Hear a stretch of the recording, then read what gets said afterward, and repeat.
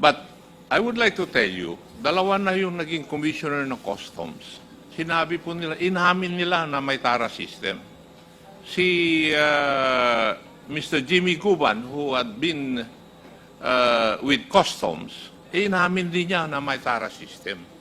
Si Mr. Taguba, na nakikipag-deal dun sa customs, inamin din niya na may TARA system. Kayo na lang po, na nandun sa customs currently, ang hindi po umaamin na merong TARA system. Ulitin ko yung sinabi ko nung last hearing. Pag nawala na yung Friday habit ng customs at 3 o'clock in the afternoon of Friday, maniniwala na po ako na walang TARA system. Now, may I ask, do you want to refute that, Attorney? Pati si Senator Lacson, in one of his privileged speeches, sinabi rin niya yan. Your Honor, can I...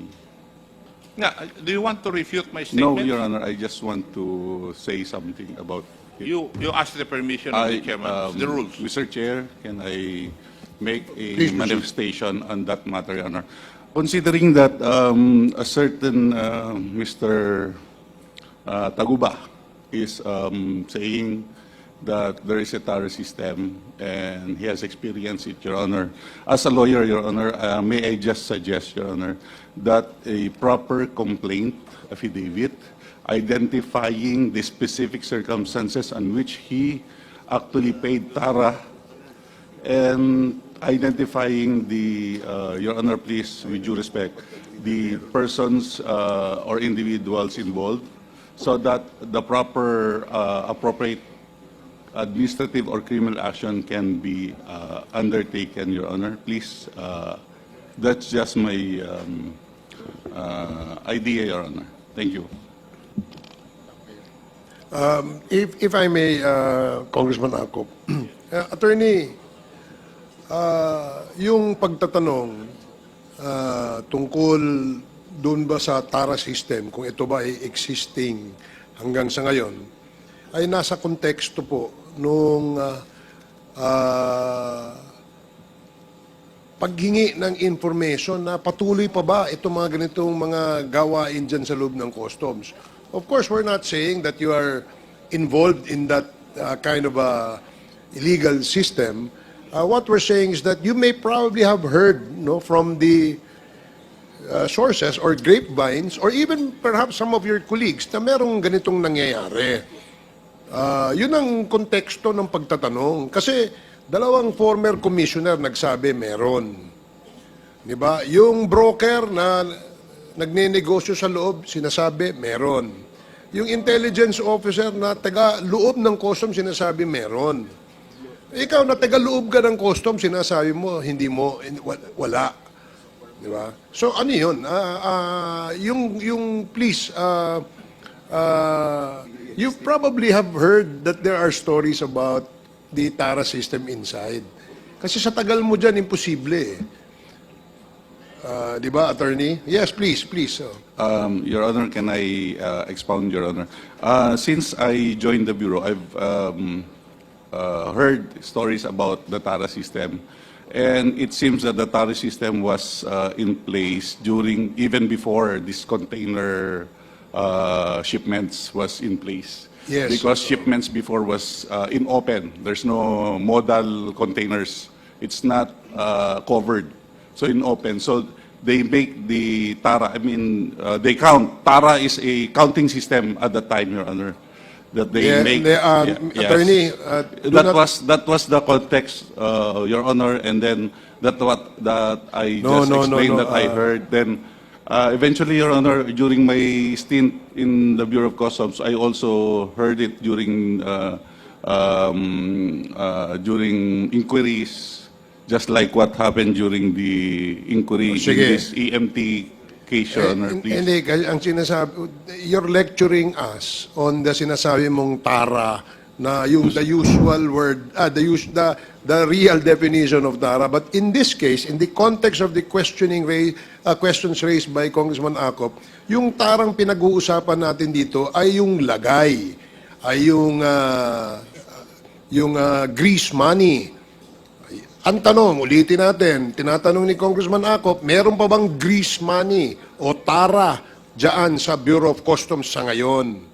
As of now, Your Honor, I have no information about a TARA system ongoing with the Bureau of Customs. Mr. Chair, Okay, alam mo, nakakagalit to. I think you're lying to us. You know, you have been there for quite a time. If the commissioners know about that, why don't you know? You're a lawyer. My goodness, and you're even telling us, suggesting to us that Mr. Tagupa file a complaint? My goodness, Mr. Chair, pasensya na po kayo, pero talagang kinakailan sabihin ko to eh. Thank you, Congressman Abante. Please proceed, Congressman Acop. Before I proceed, Mr. Chair, I would just like to make a manifestation. Attorney, in the last hearing also, a representative of the Customs Police appeared here as a resource person in the name of Major Cascolan. Inamin din po niya na merong TARA system. I am surprised na kayong dalawa na nandun sa legal department, parehas kayo ng sagot. It is off record, Attorney. Now, may I proceed, Mr. Chair? I would like to ask the two commissioners. Inamin niyo po na merong TARA system at may, sa pagtatanong ni Honorable Abante, may mga nawawala para sa gobyerno. Tama po. Yes, Your Honor. Now, may I know, have you ever estimated the amount of money that government is losing because of this TARA system annually? Para makita natin anong epekto nito sa ating bansa. Have you ever conducted an investigation on the estimate of money lost by government annually?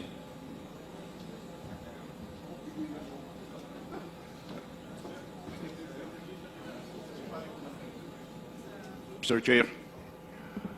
Well, for easy competition, Your Honor, Mr. Chair, say the container ban is valued at With your indulgence, my question is, have you ever conducted an investigation to estimate the amount of losses of government because of the TARA system? Have you ever done that? During my time, I did, sir. You did. Yes, Your Honor. How about you, Commissioner Sid? yes, Your Honor. Now, what was the result of your investigation? May I know?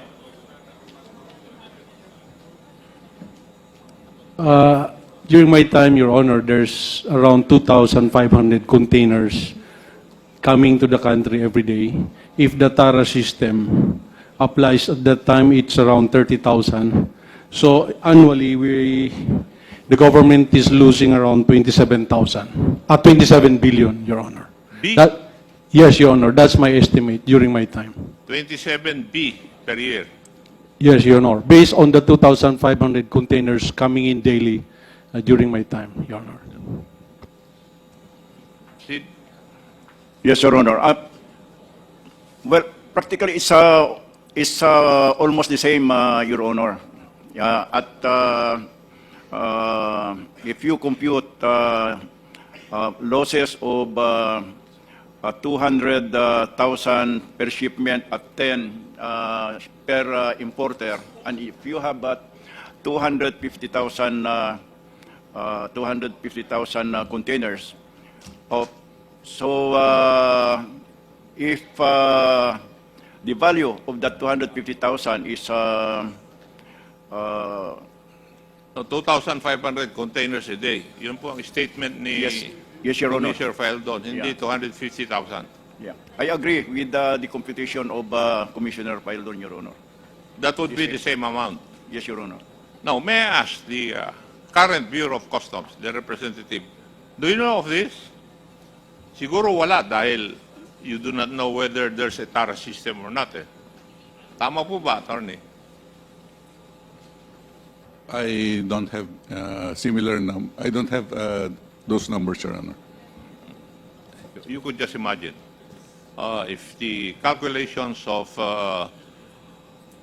both the former commissioners would be true, 27 billion na nawawala sa atin annually. Thank you, Mr. Chair. Yun lang po ang gusto kong malaman. Thank you, Congressman Acop. The next to interpolate is Congresswoman Franz Castro. You have 10 minutes. Short lang, Mr. Chair. Ika-clarify ko lang mamaya sa EJK, may mga series of question ako dun sa ating mga resource person. So para hindi lang ako mawala doon sa opening po ni Representative Abante, dahil gusto rin natin, dahil in aid of legislation, magano tayo ng amendments na tungkol dito sa sinasabing command responsibility, Mr. Chair. And parang mayroong time constraint yata si Attorney Nery Colmenares. So kanina po, Mr. Chair, Chairman Abante mentioned about some police officers defense that they only followed yung mga orders. So what does the law state with regards to this? At saka yung pwede bang maka-get away yung mga police po na sa crime claiming itong command responsibility? Ano po ba yung law na nagsasabi doon sa command responsibility? So gusto ko lang malaman, baka meron tayong pwedeng i-revise doon sa sa batas. Okay, thank you, Mr. Chair. Well, I heard the statement of Congressman Abante about some officers saying that we only followed orders doon sa EJK, no? And even other illegal orders na nalalaman ngayon. Well, the law, Republic Act 9851, if you wish to go into that, says that una muna, sa illegal orders, hindi mo pwedeng depensa sa korte na inutusan lang ako ng aking superior. Kasi may requirement ang batas. The first requirement of the law is that the police who claims na inutusan lang siya, may order sa kanya, he or she must have an obligation, legal obligation to follow the order. So kung colonel ka, o general ka, pwede mo bang sabihin, sunod ko lang si colonel Hindi pwede. Kasi si General, wala siyang legal obligation na susundin ng utos ni Coronel. That's the first element of order. Second, that the police officer claiming na sumunod lang siya sa order does not know that the order is unlawful or that the order itself dapat is not manifestly unlawful.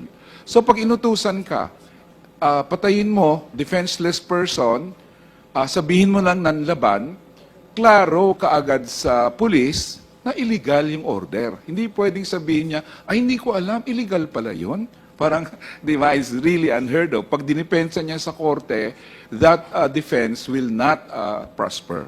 So basically, yun muna ang doon sa claim na I just followed an order. Ngayon doon naman sa command responsibility, there is also a law that prohibits that. Ang batas, ang nakalagay sa batas, Mr. Chair, is this. That the superior is criminally responsible for the crimes committed by his or her subordinates, where, one, the superior knew that crimes were being committed by his subordinates. Pwedeng sabihin ngayon ni General, ay hindi ko naman alam na nagko-commit ng crime pala ang aking subordinates. Pero ang batas placed a safeguard there. Ang sabi ng batas, or owing to the circumstances, you should have known that crimes were being committed by your subordinates. So, Mr. Chair, pag nangyayari ang EJK libo-libo mula apari hanggang hulo, at libo-libo rin nanlaban bigla, then that is already fulfilling the requirement of command responsibility. Even dito sa mga TARA system, if you were ordered by somebody, yung red lane yan dapat inspeksyonin yan Technically, by analogy, yan red lane yan dapat inspeksyonin yan. Inutusan ka ni sino man sa taas mo na hindi, ilagay mo sa green lane. May command responsibility ba si Commissioner? Yes. By analogy. Kasi he should have known, owing to the circumstances, he should have known. But there is another component to command responsibility. Not only this circumstance na, alam mo o hindi mo alam, but also the law states that the superior failed to have the subordinates investigated by competent authorities. Medyo papasok din yan sa command responsibility. Hindi mo pinaimbestigahan. Ginawa na yung mga illegal na mga yan. Of course, if it's RA 1951, extrajudicial killings, but by analogy nga sabi ko, even yung mga utos na, yung tanong kanina ni Chairman Abante na hindi mo alam. Parang, di ba? Pwede masangkot dyan yung superior, Madam Chair, in that sense, kasi yun ang requirements ng batas. Either you took measures, necessary measures, yun ang term ng batas, to suppress or prevent the crimes being committed by your subordinates, or that you have competent authorities investigate the crimes committed, Mr. Chair. So, Mr. Chair, so kahit na ano pong crime, no? Even doon sa pinag-uusapan sa drugs or dito sa lagayan system, it's the head of the agency na nag-utos or kung meron siyang order as regards to that. So, yun po ba yung sa command responsibility? Yes, well, by analogy yung sinabi ko kanina hindi ko alam ang circumstance dito sa TARA system, pero I'm very sure there are administrative requirements dun sa command responsibility. What I just discussed are the criminal responsibility. And maybe, if there is in aid of legislation, maybe the committee can also recommend legislation na i-broaden na ito to include even circumstances such as this. Kasi dapat i-plug mo yan kasi they may claim, it's RA 9851, iba naman ito. But to be sure, dapat may ganun din. Pwede namang sundin by analogy, Mr. Chair. Yung RA 9851, na ikaw, gumamit na ng crime owing to the circumstances, you should have known. Pangalawa, at least nung nalaman mo na later on, dapat pinaimbestigahan mo sa competent authorities. Yes. So para... With your Thank you po. indulgence of Congressman Vasco, sandali lang, no? Yes, opo. I'd like to make a motion that we invite Commissioner Rubio to attend this hearing because itong si attorney, wala siyang alam eh. Di ba wala kang alam? Am I right, attorney? Wala kang siyang alam sa TARA. May I be clarified, Your Honor? Yeah, you're clarifying na. Wala kang alam, di ba? Your Sa Honor, TARA system, wala kang alam, di ba? I have no information on that, Your Honor. Wala kang alam. Kaya si Chairman... Wala kang alam, di ba? Oo, wala. Wala siyang alam. Oh. Mr. Chair, para hindi ako maniwala na ikaw ang fall guy ng Bureau of Customs, we would like to see Commissioner Rubio attend this hearing. Okay. Panahon pa ni Commissioner Paldon, andiyan ka na eh, sa Customs, Mr. Chair. Panahon pa ni Commissioner Paldon. Commissioner La Peña, nandun ka na sa Customs. And you're telling me right now you have no information on that? My goodness, anong palagay mo sa amin dito? Ha? Mr. Chair, can I answer? Okay. I've been with the Bureau of Customs with the legal service since 2009.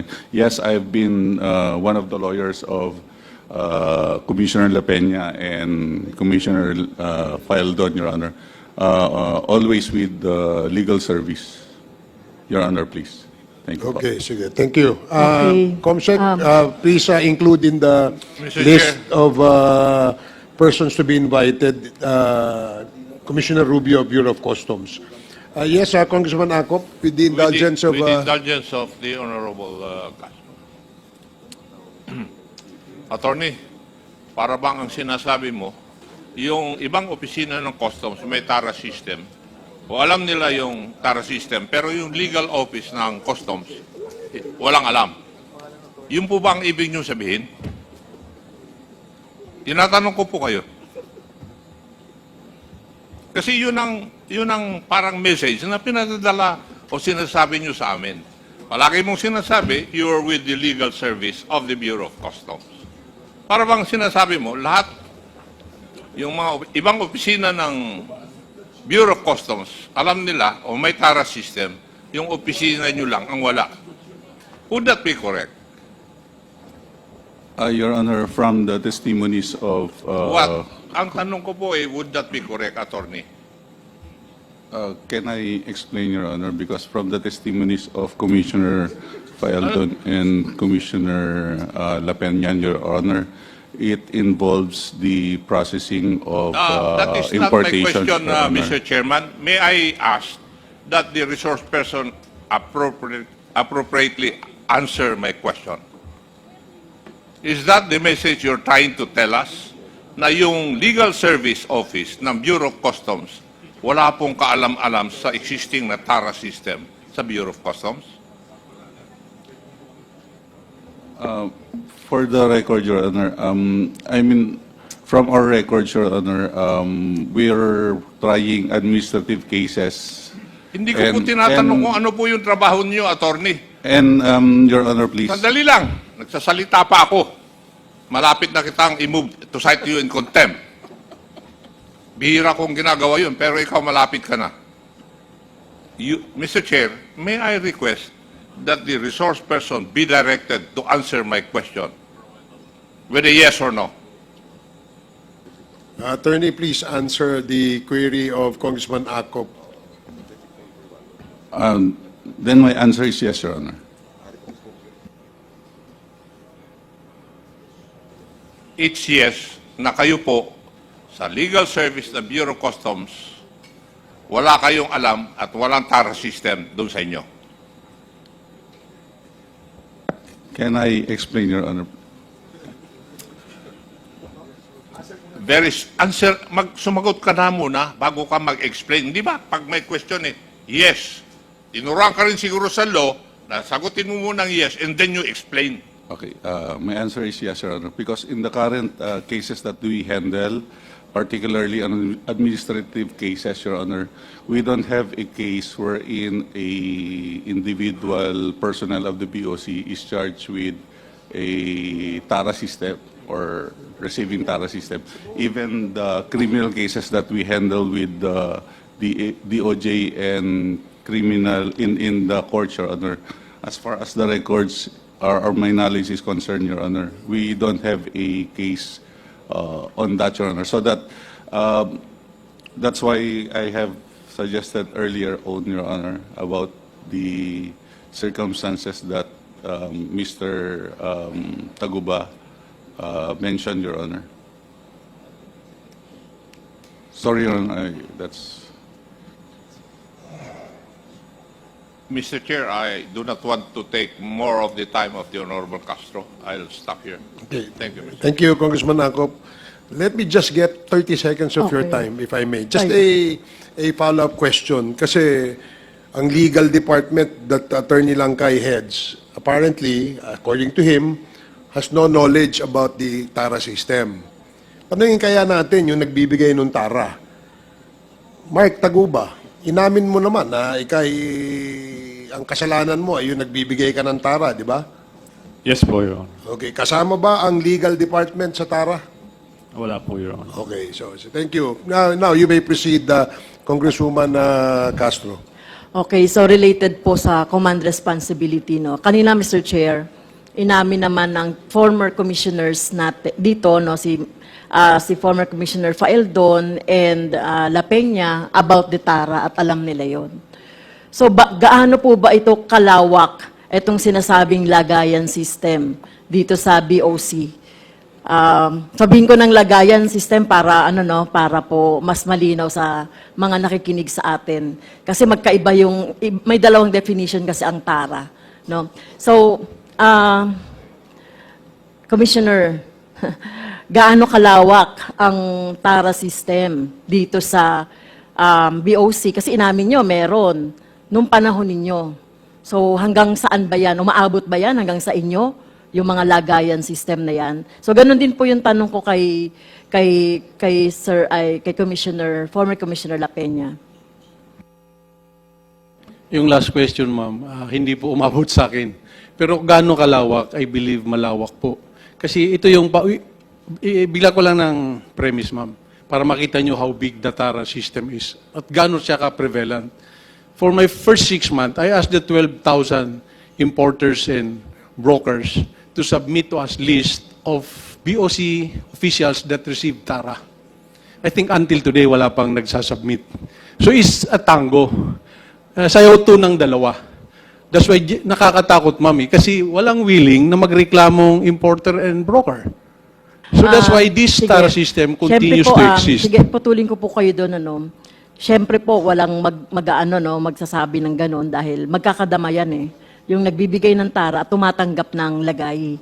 So, pero kayo po as responsible, most responsible po sa BOC, na kayo yung chair o commissioner, chief commissioner, kayo yung meron dapat na initiative na dapat na mag-imbestiga. Kasi hindi nyo pwedeng sabihin na kahit na alam nyo yan, tapos yung broker, sila mismo ang tatanungin ninyo. Di ba?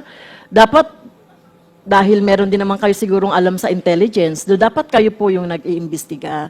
So hindi nyo po pwedeng ipaubaya doon sa mga broker or doon sa mga nagbibigay ng TARA.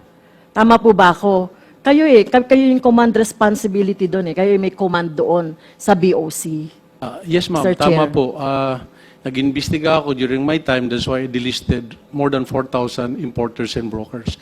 But prosecuting them is another thing, ma'am, because without witnesses and evidence directly showing that nagbibigay sila, ang hirap mag-prosecute, ma'am. But in my term, the best I could have done is to delist them, yung more than 4,000. Ang hirap kasi kung walang mag-aamin na importer and broker na ito si Commissioner Faildon, binigyan ko ng 5,000 na TARA.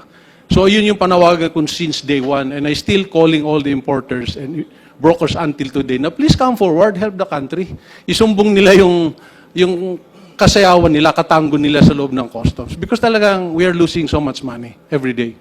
Yes, mukhang kulang po, Mr. Chair, yung ginawa po ni Chairman Faeldon doon sa meron kayong 4,000 importers, meron kayong dinilist. Di ba katulad ng ginagawa ng PNP or PDEA, nagkakaroon ng, ano ba yun? Parang siniset up o nagkakaroon ng within. Sa inyo po, paano ba mag-imbestiga kung talagang merong naglalagay or tumatanggap? So, doon sa 4,000 na dinilistan nyo at doon din sa mga empleyado ng BOC, wala po kayong na-apprehend. At tingin ko kulang ang ginawa ninyo ang commissioner, no, doon sa effort ninyo. Kasi this is graft and corruption eh. Pinanatili natin ang graft and corruption by not doing something. O kung meron man kayong ginagawang something, kulang, Mr. Chair. Si Commissioner La Peña. Thank you, Your Honor, Mr. Chair. Well, when I was the commissioner, as I've said earlier, I have talked with the importers, and that's one of the input, the feedback that was given me. And then I asked them also, can you help me address this problem? But nobody came forward. So what I did was to reshuffle yung mga tao na sa mga opisina. And then I told the collectors that if you do not hit your target, you will be replaced. At which I did just that. And then at the end of the year, I did not have, I just have about 1 year. I have a surplus collection of 18 billion pesos. So it worked. But what I'm recommending Meron is po kayong, Mr. Chair, may nahuli kayo na naglalagay at saka tumatanggap ng lagay? none, Your Honor. Because Kahit po ba, nobody was to... Mr. Chair, ito kulang din, Mr. Chair. No, alam nila yung existing na problem, graft and corruption yun eh, yung lagay system eh.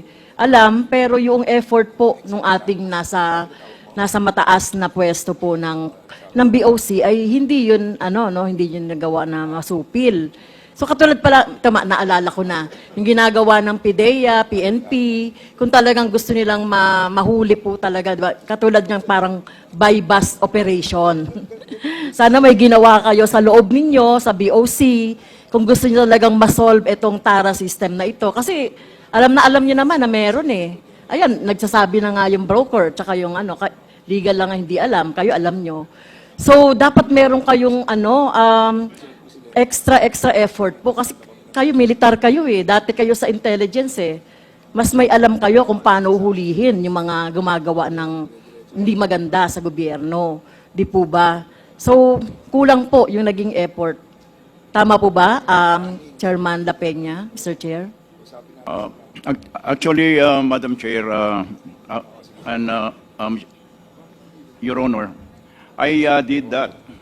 And then when we were just about to implement, nag-back out yung yung subject na magtutulong sana sa atin. At the last moment, nag-back out eh. And then I confronted her. Sabi niya, Sir, baka yung aking negosyo makompromiso eh. So I understood her. I cannot force her to continue with the project. So that's how it is with the other importers, with the other businessmen, Your Honor. I did it. So, Mr. Chair, hindi lang ito applicable sa droga, no? Sa iba pang mga, even ngayon, di ba, sa Quinta Committee, iniimbestigahan din natin bakit tumataas ang presyo. So, mahalagang makita rin talaga natin dito yung mahalagang papel ng BOC, no, dito sa pag-apprehend sa mga, katulad ng mga nagbibigay ng tara or tumatanggap ng tara. Kasi talagang kahit na sino tanungin nyo, alam naman yan eh, na may nangyayaring lagayan sa BOC. Kaya lang hindi yan mapigil at hindi yan masawata. Kasi kahit na kayo po nasa BOC, na quote-unquote, parang natotolerate natin na wala tayong ginagawang extra effort para matigil ito. Siguro pagdating ni Commissioner Rubio, tanungin din natin ano yung nangyayari ngayon. So, yun po. Mr. Chair, yan na po yung last na question. Okay, thank you, Congresswoman Franz Castro.